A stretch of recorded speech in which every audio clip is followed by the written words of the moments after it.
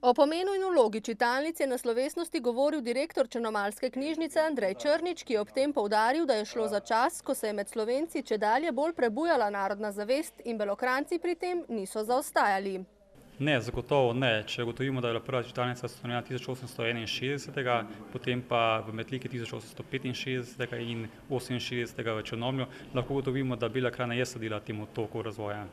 Kot četrta v Beli krajini so ustanovili čitalnico v Semiču. Semič je dejansko kot neko manjše trško mesto nekoliko kasneje ustanovil svojo čitalnico, se pravi 1882 leta, kajti zavedati se moramo, da čitalnica kot vsaka, kot društvo, je bila vedno ustanovljena s strani inteligence.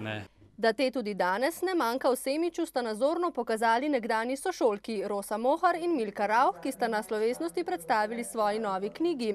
Rauhova je raziskovala in v knjigo Sodinja vas strnila stoletno zgodovino svoje rojstne vasi.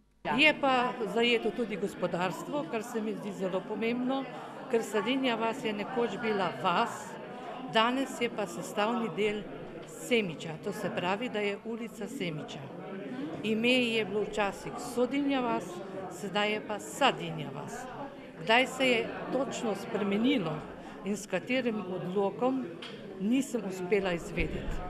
Rosa Mohar pa je izdala zajetno s fotografijami bogato knjigo z naslovom Gozdarjeva povest, ki je v bistvu življenjsko delo znanega in med Belokranjci priljubljenega gozdarja Franca Janeža iz Črnomlja. Več o tej knjigi pa v današnji rubriki iz sveta kulture.